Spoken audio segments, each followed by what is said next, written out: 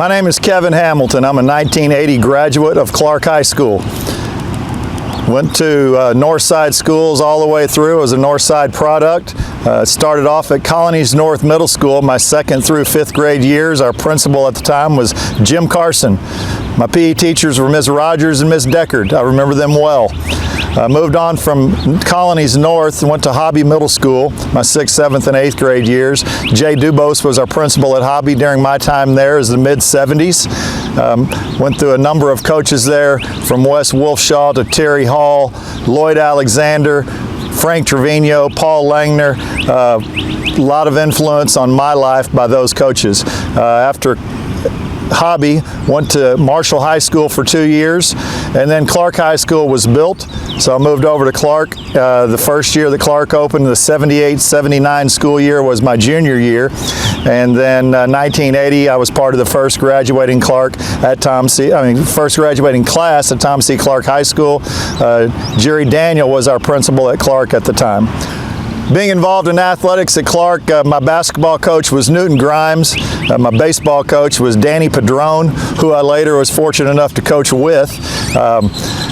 But after Clark moved on to Texas Lutheran College at the time, they are university now, but I still see them as TLC. After graduation from there, came back to Northside and was hired to teach and coach at Clark by C. Marvin Gustafson, was our athletic director at the time in Northside. Mike Robbins was our head football coach and athletic coordinator, and was hired to teach and coach there. Was there for a total of 24 years, the last 13 as the head boys basketball coach. At that point, I moved to the Northside ISD athletic office as an assistant athletic director. I was brought over there by George Short, who was the athletic director at the time, and then Stan Lang came in, and Stan has been our athletic director since that time.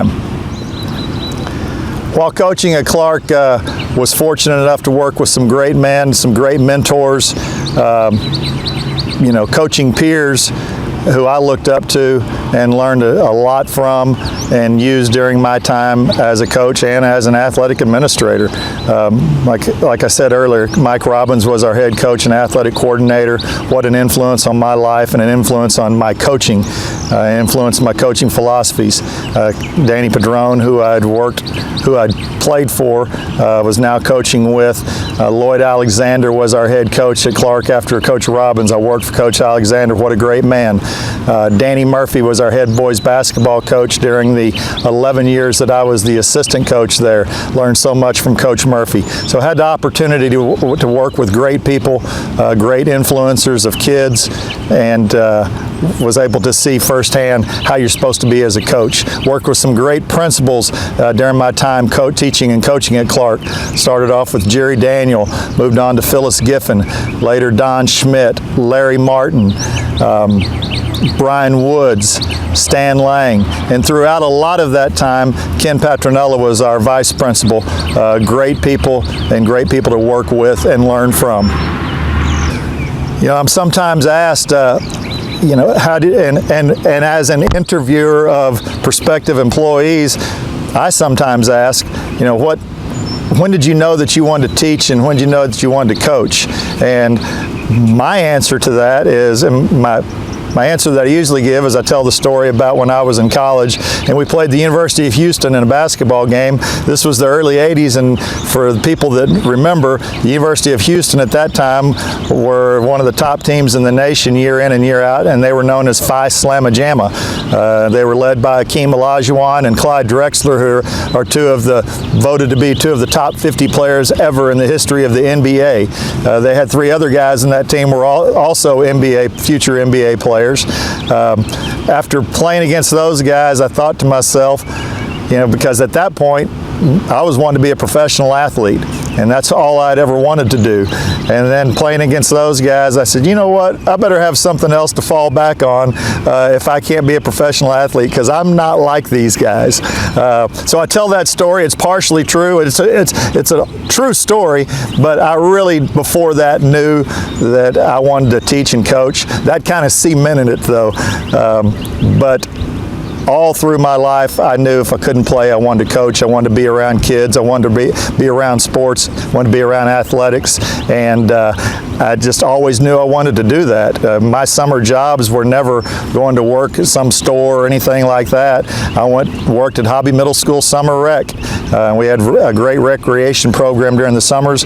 That was my summer job from probably my 8th grade year on. When I was in college, after my freshman year in college, I came home. There were still 3 or 4 weeks left of the public schools. So back then, you didn't have to have a degree to substitute. So I started substituting in May of my freshman year in college, and then my sophomore year, then my junior year, then after my senior year, I substituted all along. I always wanted to be around kids. I always wanted to be an influencer of kids, so I was able to do that. Doing this interview, I've been asked to tell some stories. Even though I'm a storyteller and I can think of a lot of stories, if I'm in the right place at the right time, right now isn't that time. But what I can talk about is the relationships that were built as an athlete with teammates. Never forget the last game I played, high school basketball. We lost in the regional semifinals, and it was hard for me to get over that. And it wasn't the losing, it was the fact that I knew I was going to college to play basketball and to go to school. But the hurt from that loss that night was not the loss. It was the fact that I would never play with all my friends again. All those guys were my closest friends. I would never play with them again. And I knew I was going to play again, but it was tough. And then as you move on to college, the same thing happens. It's the relationships that are formed as an athlete, as a player, that those are lifelong friendships. Then as a coach, it's the same type of thing. I've got a million stories, but it all comes back to the relationship and the camaraderie that you have with those other coaches in that coach's office, the things you go through. You are family. People say it's like a family. Well, it is. You are family. And I keep in contact with all the people that I've worked with through the years. Sometimes people ask me, when you got out of coaching and you became an athletic administrator, what'd you miss the most? And the answer today is the same thing as it was 10 years ago when I first got out. You miss the relationship that you have with the other coaches and the camaraderie that you have with those guys in that coach's office. And then the second thing you miss is, as an athletic administrator, you don't have your guys anymore. You don't have your team, your players. We have everybody in the district. But you're not close to them. So you miss that relationship with young people and those trusts you build with them over the years. When you coach, you're trying to help kids and influence kids. And when you're an athletic administrator, you're trying to help coaches help kids on a whole district level. And you're not for Hobby Middle School or Clark High School anymore. You're for everybody in Northside. That's what makes it so tough when we have district games and we're all playing each other. As a coach, you try to talk to young people about the value in athletics and the value in sport, the value on being on a team. In our position now, we have the ability to talk to coaches about those things that they can talk to their kids about. Some of which, the obvious ones, as everybody knows, what do you get out of athletics? Well, you get life skills. You learn things that you're going to be able to use for the rest of your life. You learn about teamwork. You learn about loyalty. You learn about the value in preparation. One of the fun things as an athlete and as a coach, at least for me, was I loved the preparation. I loved getting ready for that big game, and you prepare, and then you go play the game. Well, that's no different, as we all know, than you got a big test in your algebra class. You study, you go take that test. Well, a high school football game on Friday night, that's the test. That's the test for what those players have been working towards all week. And it's personal, and it's with the team. There's so many things. I can't imagine what I would be like today had I not been involved in athletics growing up. I would be a totally different person. The people that I came in contact with on a daily basis, the coaches that I played for, the coaches that I worked with as a coach, all of those put together made me who I am. Teachers that I had, I think about being at Clark High School. My journalism teacher was Yvonne Gaddicke.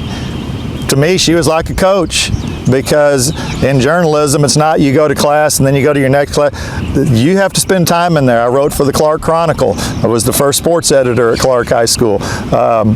So you spend a lot of time with that teacher, a lot of times with that group of people, and it's the same as being on a team. So it's not just coaches that had influence on my life, it's teachers as well. If there's any teachers watching this that you had me in class, you had a great influence on me, you impacted my life, you made me want to be who you are, otherwise I wouldn't have been doing this for 34 years.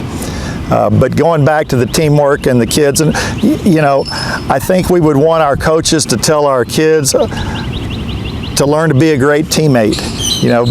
Be a great teammate. Be selfless. Help that next person out. Don't just worry about yourself. All of those things, if you can do all of that, that's going to carry you forward in life. I am the husband that I am the father that I am is because of athletics.